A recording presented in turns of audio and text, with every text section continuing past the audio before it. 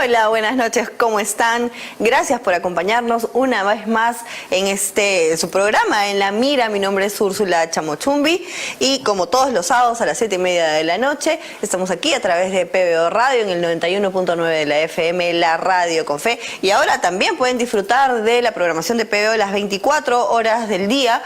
La señal del canal está disponible en varias cableoperadoras a nivel nacional. Ya nos pueden encontrar en Claro TV, en Cable Futuro, Cable Más, Econocable, Cable Club, Evelyn Sac, Supercable, Cable Mundo Perú, Cable Red, Huancayo, Impecable, USA Red y Cable Tacna. Como siempre, este programa está producido por la Coordinadora Republicana y nos pueden ver también a través del portal La Abeja. Bienvenidos nuevamente.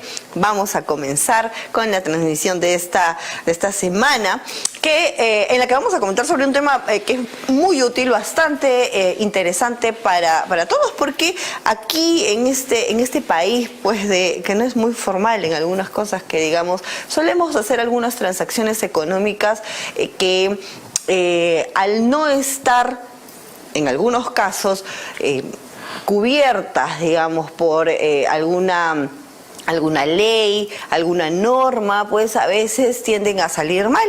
Entonces, son cosas que hacemos en el día a día, son cosas que de repente todos han hecho en algún momento, y estoy hablando, por ejemplo, de las juntas, ¿no?, de dinero. Vamos a conversar un poco sobre las estafas que pueden darse en estos casos. Hemos invitado al doctor Carlos Guayanay Peralta, él es abogado en el estudio Guayanay Córdoba Abogados. ¿Cómo está, doctor? Buenas noches. ¿Cómo está? Qué gusto. Buenas noches. Gracias por estar aquí. Quería empezar un poco con el tema específico de este programa, porque comentando acerca de las juntas, ¿no? Para los que no saben, las juntas son un grupo de gente que después se juntan, hacen un sorteo para cada mes aportar una cantidad de dinero, y cada mes hay una persona que recibe el total de esa aportación, ¿no? Entonces, hemos visto muchos casos, se han escuchado muchos casos de que, por ejemplo, una persona que recibe al principio ese dinero ya luego no sigue participando de la junta, digamos, ¿no? Entonces, estas son cosas un poco coloquiales, digamos, cosas que hace la gente en su entorno familiar o en su entorno amical. ¿Hay alguna forma de que estas personas que se ven perjudicadas recurran a la ley? Porque a veces las juntas pues son de $100, pero otras veces estamos hablando de montos muchos más altos, ¿no? Sí, es cierto. Lo que sucede es que en general las juntas son un sistema de ahorro programado por un periodo ya sea corto, a veces largo. A veces son juntas semanales, juntas quincenales y otras mensuales. Se agrupa un número determinado de personas, y en el que uno destaca principalmente por ser el organizador. Es aquel que se responsabiliza de entregar la suma total a la persona que sale beneficiada en determinado periodo. Es decir, durante este número de personas debe ir primero a través del sorteo la prioridad. Es decir, la persona que va aportando primero o que sale sorteada primero es la que recibe la totalidad. Y así hasta el último de los que recibe.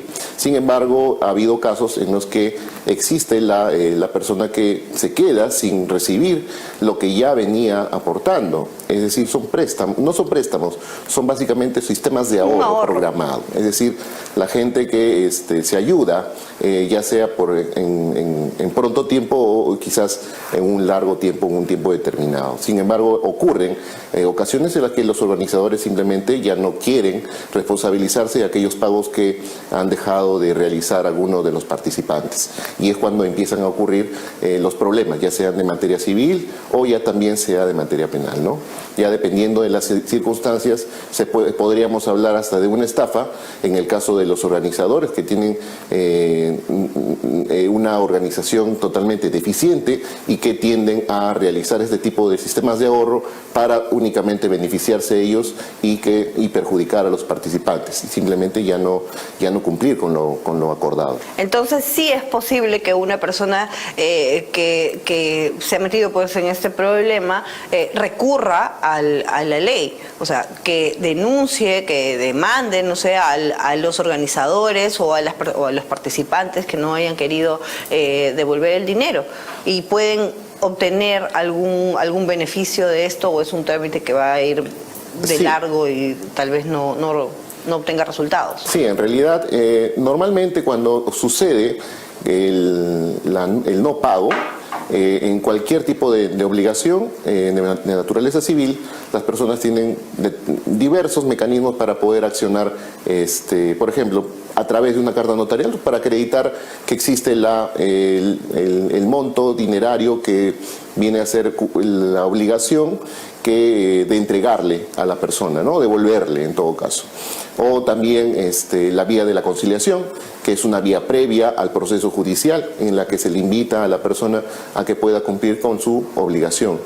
Y la vía judicial, que ya vendría a ser posteriormente. Esto es ya en la vía civil, pero en la vía penal, cuando concurren algunas circunstancias específicas. Por ejemplo, cuando la persona que organiza ya tiene o viene una secuencia de hechos, o viene a través de otras personas, las utiliza para que puedan simular una supuesta junta, para que puedan embaucar, digámosle así, en términos coloquiales, a otras personas que sí participan de manera honesta. Entonces, ese tipo de contexto sí se puede advertir que existe un engaño, y en consecuencia pues ya estaríamos hablando de un asunto de estafa, ¿no? Ok, y en esa misma línea, las personas que, primero vamos a lo pequeño, las personas que prestan un dinero, ¿no?, a un conocido, ¿no?, a un amigo que tal vez está en una necesidad, y esa persona presta dinero, y el amigo, el conocido, nunca le paga, no le devuelve el dinero. Eso también es pasible de denuncia, se puede presentar un proceso judicial. ¿Hay forma de que esta persona pueda recuperar su dinero? Sí, por supuesto. Nuestro sistema legal está diseñado para que toda obligación, aun cuando sea verbal, sea pasible de una acción judicial, una acción legal. Sin embargo, en materia de probanza ya tendríamos que hablar de cómo probar el desembolso, cómo probar la obligación. Y ya podríamos, por ejemplo, dentro de nuestro sistema jurídico hay diversos medios de prueba. Hay las testimoniales, los testigos, las documentales, que son a través de una carta notarial, a través de un compromiso de pago. Aun cuando sea simple, sirve para que pueda probar la obligación o la subsistencia de la obligación, el monto también desembolsado. Algunas personas que firman unos cuadernos de recibo o algún tipo de documento, aunque sea informal, siempre sirve para que pueda probarse, y ese tipo de probanza sirve ya para que pueda activar el sistema judicial para que pueda reclamar la obligación o la deuda. Ok, y en el caso de las empresas, que también es algo que sucede mucho en nuestro medio, en nuestro país, empresas que venden, por ejemplo, algún bien, y que por el costo, que es muy alto, y acá se estila mucho dar créditos, ¿no? Pero créditos no de una caja municipal o de un banco, sino el crédito directo de la empresa, digamos, ¿no? Entonces, si bien es cierto, una empresa no es una entidad financiera, si le dice, ok, te vendo mis cosas, pero va a haber un financiamiento, ¿no? Entonces, en 6 meses tú me tienes que pagar tanto. Entonces, el cliente paga 3 meses y nunca más. ¿Qué puede hacer la empresa a la que le está sucediendo eso? ¿Puede ir y reclamar esto que vendió, o tiene que de todas maneras enfrentarse a un proceso judicial, o simplemente ya mejor que lo deje ahí porque no lo va a recuperar?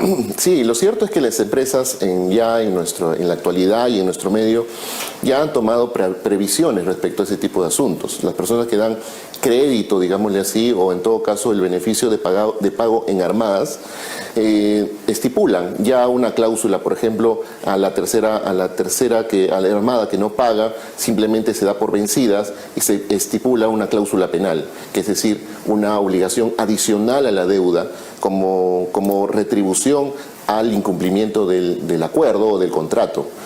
Asimismo, también pactan intereses moratorios, intereses compensatorios, que están ya dentro de lo que establece el Banco Central de Reserva, pero que son las más altas. Entonces, ese tipo de acuerdos o estipulaciones dentro de un contrato, o en todo caso este tipo de cláusulas que establecen este pago de armadas, obliga más a la persona o compromete más a la persona que se beneficia con la mercadería, digámoslo así, para que pueda cumplir. En caso contrario, ya no estaríamos hablando de una deuda básica. Por ejemplo, supongamos que son 1.000 soles, esta deuda ya se convierte en 3.000 o 5.000 soles, que sí resulta rentable a la larga para la empresa, porque la empresa no da crédito a cualquiera. Ya estudia previamente a quién se lo da. Es decir, el empresario no trabaja para perder, trabaja para ganar. Entonces, dentro de su negocio existen un tipo de estipulaciones previas que acepta la persona que recibe la mercancía para que pueda cumplir con su obligación. Entonces, tanto las personas que se ven frente a tener que dar un préstamo, o las empresas que los dan por la venta de su mercadería, sí están protegidos, sí hay forma de que puedan recuperar sus bienes, o en todo caso denunciar a la persona o a la empresa que no les ha... o sea, no es como se dice aquí, no hay cárcel por deudas, ¿no? Claro, no hay cárcel por deudas, pero de todas maneras hay una opción para poder recuperar esto que se ha perdido, y para que la otra persona o la otra empresa se haga responsable, ¿no? Pero para esto hay que tomar previsiones. Sí, entonces, por supuesto. Tanto las personas naturales como las empresas tienen que tomar precauciones, es decir, te estoy prestando tanto, pero aquí hay un documento, vamos a notarizar este préstamo, o fírmame, pon tu huella en este papelito que estoy escribiendo que te he dado tanto tal día, ¿no? Y bueno, las empresas ya asumo es un trámite un poco más sí, hay más documentos, largo, por ejemplo, que respaldan una obligación, como un pagaré, que es normalmente un título valor que firman en blanco, pero porque el monto posteriormente se va a ver incrementado en caso de incumplimiento o incumplimiento tardío. Estamos hablando ya de empresas formales.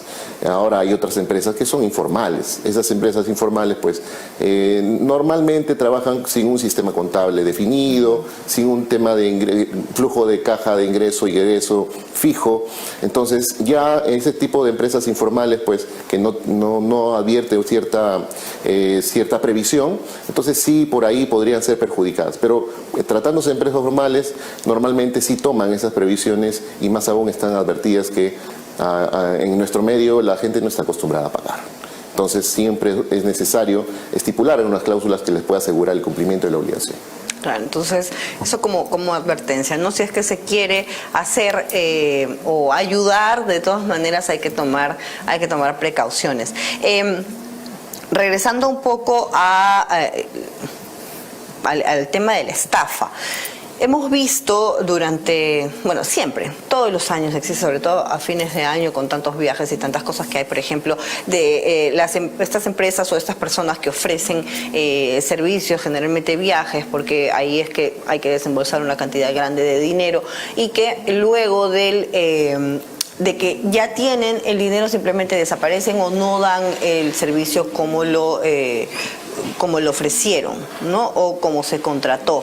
Entonces, claro, si nosotros nos enteramos es porque los medios de comunicación hacen que esas denuncias salgan a la luz, pero también lo que se ve en estos casos es que estas empresas o estas personas, porque muchas veces son personas, simplemente nunca pagan, nunca devuelven, a pesar de que muchas veces se trata de empresas formales, ¿no? Uno siempre dice, hay que tener cuidado cuando contratas una agencia de viajes, por ejemplo, de que esté en el registro de agencias de viajes que están autorizadas, ¿no? Pero muchas veces ha ocurrido que efectivamente son agentes autorizados, pero que también pues por una u otra razón han tenido problemas, o simplemente quisieron salir del mercado y ya me llevo todo lo que pueda, ¿no?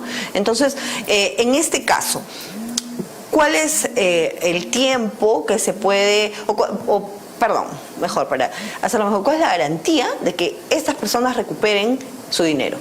Si es que, por ejemplo, la empresa dijo, no, ya no existe, y le doy de baja la razón social, la empresa ya no existe, no tengo cómo devolver.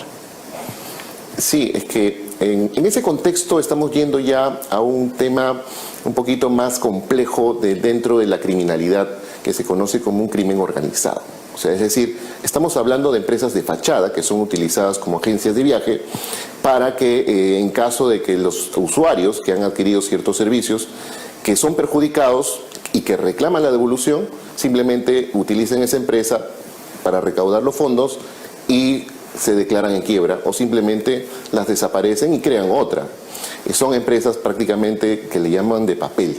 Son aquellas empresas que le dan la fachada de agencia de viaje y que engañan a través de supuestos beneficios como viajes u otros descuentos en centros comerciales o restaurantes para que puedan captar a los usuarios y que los hacen suscribir ciertas obligaciones como un pago mensual, un pago total por un año, un compromiso, y le llaman incluso hasta miembros VIP. Incluso estamos viendo ya dentro de nuestro medio que la policía ha tomado acciones dentro de esta acción. Incluso para atraer usuarios utilizan supuestos sorteos o supuestas ganancias, que se ha ganado un viaje de manera intempestiva saliendo de los centros comerciales. Hay personas que raspa esto y vamos a ver si te ganas un viaje o algún beneficio, pero luego a la larga sirve eso como captación de las personas que tienen tarjetas de crédito y estas tarjetas de crédito desembolsan ese dinero. Y luego cuando uno recurre en Decopi, la empresa o desaparece o simplemente no tiene fondos. Entonces, eso ya estamos hablando de un tema más allá de la estafa.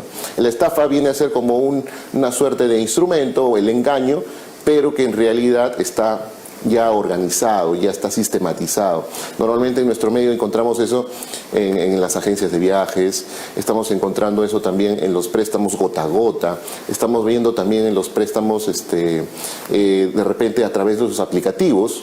Entonces ya estamos viendo una serie de delitos, estafa, extorsión, incluso hasta estamos hablando de un crimen organizado o organizaciones criminales dedicadas a ese tipo de fondos, ¿no? Y hasta podríamos hablar también de un eventual lavado de activos. Pero es un tema bastante complejo que en realidad el ciudadano de a pie debe tomar sus precauciones para no acceder tan fácil. Aparentemente es muy fácil, muy sencillo para acceder a los créditos, pero sí tiene unas consecuencias, porque esto no estamos hablando de un simple préstamo y una deuda, sino estamos hablando ya de mecanismos de cobranza totalmente delincuenciales, extorsión y amenazas, ¿no?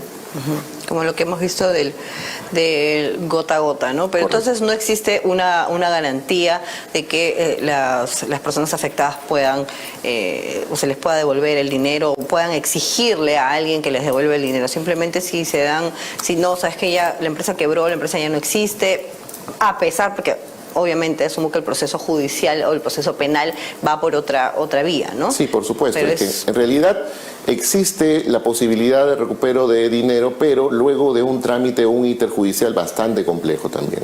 Es decir, estamos hablando de un proceso penal que va a terminar luego en una reparación civil, pero siempre y cuando llegue una sentencia. Claro. Entonces, el ciudadano de pie necesariamente tiene que tomar sus precauciones. Y para esto siempre puede acudir a un abogado para que lo pueda asesorar, ¿no? Nosotros en el estudio Guayani Córdoba siempre acudimos cuando nos llaman ante este tipo de casos y luego de un análisis les damos las expectativas que de repente puede ser beneficioso para la persona que ha sido perjudicada, ¿no? Claro. Entonces, lo mejor o lo primero, tomar precauciones. Eso es. Ahora, en el caso de ahora también con esto de que uno puede hacer transacciones tan sencillo, tan fácil desde su teléfono, con el Yape, con el Plin, incluso desde la aplicación del banco, con una transferencia interbancaria o bancaria, ¿no? También están desde hace un tiempo empezando a salir los casos de que la gente se confunde, le pasa una cantidad grande de dinero, ya sea por Yape, donde más se confunde la gente, pero también ha sucedido que hacen depósitos o transferencias de sumas fuertes de dinero a personas o a empresas que no son realmente a quien pretendían depositar o transferir ese dinero. Entonces hay una equivocación, por supuesto, de la persona que hace la operación al no verificar, al no tener bien primero los números de cuenta o los SIs y luego al no verificar a quién le está haciendo este abono, ¿no? Pero muchas veces son personas que no son de repente un trabajador de la empresa o de repente una persona que te está haciendo un favor para hacer ese abono. Entonces, ¿qué sucede cuando se hace un depósito en una cuenta y esta persona que ha sido beneficiario de ese depósito erróneo no quiere devolver el dinero a esa persona, o esa empresa simplemente no quieren devolver el dinero? Porque muchas veces se sabe quién es el receptor, obviamente porque está el nombre, hay formas de conseguir sus datos, pero esta persona se rehúsa a devolver ese dinero que no le corresponde, y muchas veces estamos hablando de sumas importantes, ¿no? Sí, el banco tiene la obligación en general de garantizar el buen uso de las cuentas de ahorro o cuentas corrientes que tiene de sus usuarios. En consecuencia, en base a esa responsabilidad, pues el banco asume los riesgos de algunas transacciones indebidas. En este contexto, si la persona que deposita indebidamente a una persona que no conoce por error, o ya sea simplemente porque se confundió en un dígito, si pueden recurrir a la entidad bancaria para que puedan ellos interponer su reclamo correspondiente. Tiene un trámite administrativo previo, pero que sí el banco normalmente tiene la obligación de devolver o de transferir, porque tiene la obligación también de explicar o pedir explicación al usuario que recibe el monto de dinero, la proveniencia o la licitud del dinero que ha depositado. Pero esto ya lo hace el banco de manera interna. El banco no necesariamente tiene un contacto directo con el usuario. Tiene una unidad de investigación y que en realidad lo realiza, este tipo de mecanismo lo activa una vez que recibe el reclamo. Si la persona no reclama, simplemente se queda absolutamente en nada, ¿no? Sí, claro. Si es que, pero por ejemplo, esta persona que recibe el dinero podría decir, no, eso es fruto de una transacción, de una venta que yo le hice a esa persona, ¿no? Entonces uno dice una cosa, el otro dice otra cosa, entonces el banco no sabe realmente cuál es la situación, ¿no? Entonces, ¿es posible recurrir ahí a otros mecanismos o todo tiene que quedar en el banco? Sí, por supuesto. En realidad, luego de agotar esa vía, digámosle así, que no es satisfactoria para de repente el usuario que no se ha visto beneficiado con alguna respuesta del banco, porque se ha demorado porque simplemente le ha dicho que no, puede acudir a Indecopi para que pueda interponer su denuncia correspondiente. Hay denuncias en línea o denuncias web y que sí necesariamente tiene que obtener una respuesta a través de Indecopi. Ok, esa es información muy importante y necesaria. Muchísimas gracias, doctor, por haber estado con nosotros esta noche. Gracias también, amigos, por habernos acompañado. Ya saben, todos los sábados a las 7:30 de la noche, aquí en PBO Radio, en el 91.9 de la FM, PBO, la radio con fe. También pueden volver a ver este programa o ver los programas que no hayan visto a través de las redes sociales de la Coordinadora Republicana. Saben que pueden seguirnos en Facebook, en Instagram, en Twitter, en TikTok, y estamos en YouTube como CRTV. Nos vemos la próxima. Buenas noches.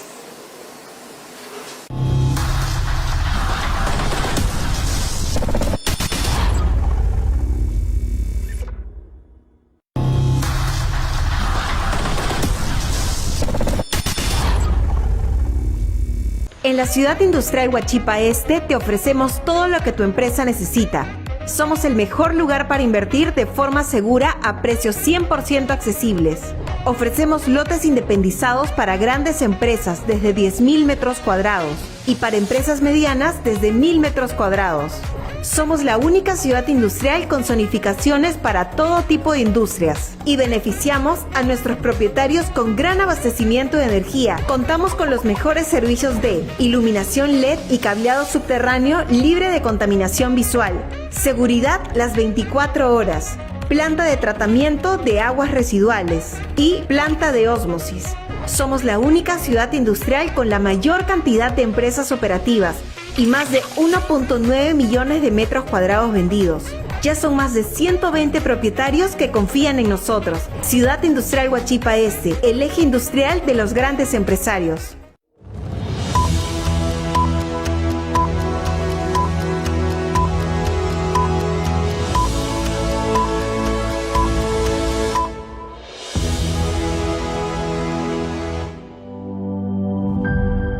Está viendo PBO.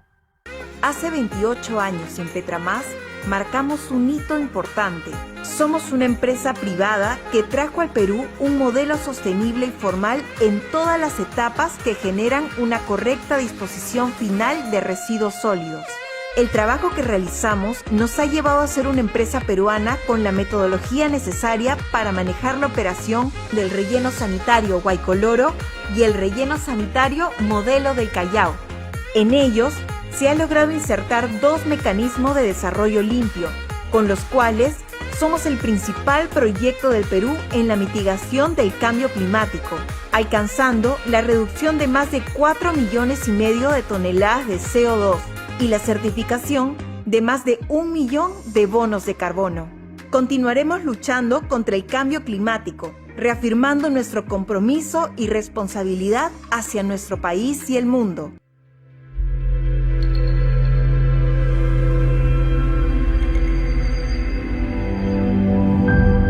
Está viendo PBO. Desde su constitución, en mayo del 2019, la Coordinadora Republicana ha combatido la desnaturalización de la democracia para utilizarla como disfraz de prácticas totalitarias. Durante los gobiernos de Vizcarra y Sagasti, luchamos contra el auge de las políticas y discursos contrarios a las instituciones representativas, discursos que promovían una falsa democracia, directa, callejera y tumultuaria. También nos opusimos a la perversión que judicializa la política y al pensamiento único impuesto desde la cúpula estatal, que afecta la libertad de conciencia, la familia, los valores comunitarios, incluyendo la manipulación del lenguaje con fines ideológicos inconfesables.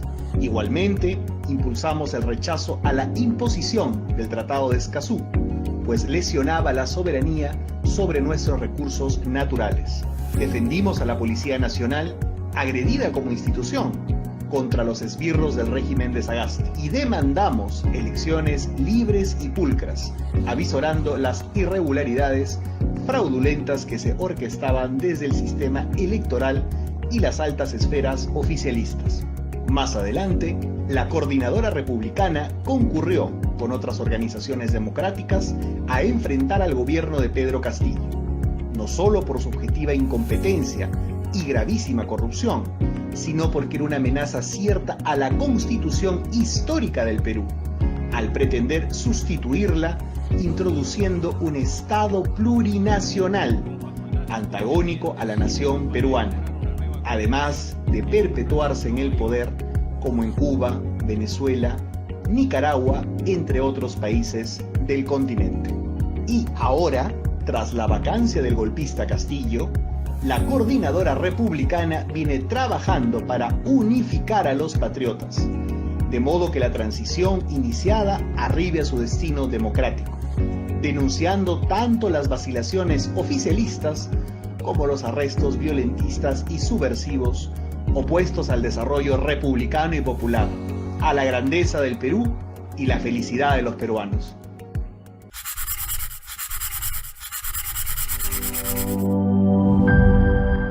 Está viendo PBO.